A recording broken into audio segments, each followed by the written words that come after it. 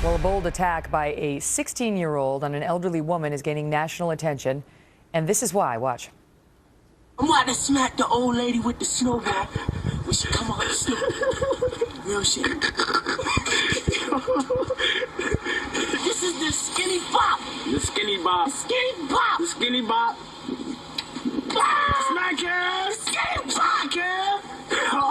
Smack her. Smack her.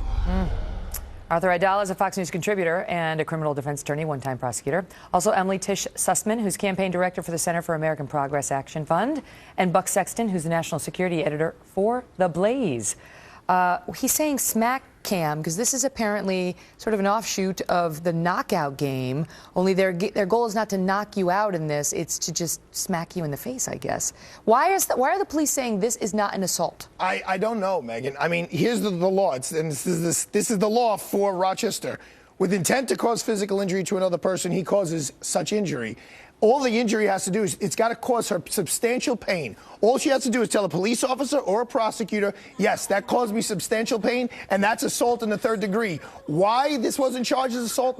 This is how it should be charged. Assault in the third degree, menacing, and harassment. There should be 3 counts, and there should be a full order of protection asked that this kid can never go anywhere near this woman. Okay. And then in the cell in the back, someone should give this kid a whooping that he just gave to this. Let's go get the old lady. Come on, kid. You want to be a tough guy? Be a tough guy with a kid your age or bigger than you. Not an old lady coming out of the store. Oh, it's terrible. That's out of to watch. order. It's disturbing to watch. Go ahead, Buck. They may be able to elevate the charges later. The officer at the scene in this case decided to. It's ridiculous. It's not harassment. It's clearly assault. It's just a question of how egregious the assault will be. So he's going to be charged, but not with assault, not with a more serious crime. It depends on what the DA decides to do when they review the tape. The good thing about this is there's footage of it. It's pretty obviously assault. It's pretty clear. And then on to the rest of that, I have to say, yeah, of course. It's sort of both heartbreaking. It's saddening. This is something that every kid should be told when you're little. You never hit a woman. You never hit an old person. This should be ingrained in people's minds, but no father figures, all kinds of cultural decay. This is the kind of stuff that we get, and it's now spreading. You're supposed to be helping her with her bags. Right? I'd also like to hope that we don't necessarily need to affirmatively tell children not to hit people, not to hit old women in the face. I mean, it's a terrible video. It's difficult to watch.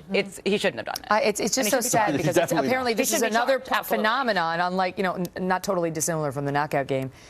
So among the many other things we need to worry about in life. Watch this new video. A car crashes right into a Rite Aid in New Jersey. No one goes to see if the driver's okay. Instead, look what they do. They grab their cell phones. Yes, because that's what America is all about now. Let's take pictures of the old person. I think it's a 71-year-old, we're told, inside that car. So this is people thinking that they should document life instead of living life, and this is the dark underbelly of that. Well, that's true if you're a journalist. Right. That's what we've committed our lives to doing. Everybody now thinks that they're a journalist. Everybody thinks they're going to find the next viral video, and so that basic human impulse to say, oh my gosh, there's an old lady who's in this car, let me go in and help her, has somehow been subsumed by the notion that you're going to have the next viral video. All your friends are going to say, isn't this cool? Look what you have. It's disgusting. It's really a problem. More and more of this. Yeah, I think there's maybe a piece of it that people want to have that viral video, but I also think there's just this sense of people who have, generally started to grow up in a culture where, as you are creating that sense of self, of your own self, it's not really private anymore. It's very public. People's online personas are being developed as their own senses of self. I get that, but why? That explains in general videotaping, but not while the person is still sitting there and no one has come to. I don't know if it's a man or a woman, his or her aid. When someone trips, you go to catch him. I mean, that's my instinct. Yeah. When someone's about to fall down the stairs, you go and catch him. They can't argue, well, we were afraid. Maybe the person was violent coming out of the car. They're running to the car. It was an accident. They can argue that. They don't know. They don't necessarily know it's an accident. Why are they going to come that close? If you're afraid of who's in the car, you're not going to go that close. It takes so little to be Superman nowadays. All you have to do is render like normal help. If they just would have opened the door, one person opens the door and helps the woman out while the other 3 were videoing, that person would be a hero. Well, it was New Jersey, so maybe they were just waiting for Cory Booker. You don't even get the sense that anyone's actually even maybe calling the authorities. Right. They have their phone out. It looks like they're photographing. The impulse is video, not call for help in case somebody's. We just talked about this last week when we saw at it was a 7-Eleven, and there was a man who died, who got shot. He's laying there bleeding. And he's laying there bleeding, and people are stepping over him.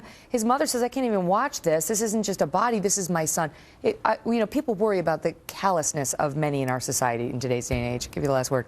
Absolutely. I mean, there should be, and I hope there is increasingly, we need to be taking care of our neighbors. And if people drive into a building, you have to be there for them. Absolutely. Well, that's it's unbelievable. Words to live by.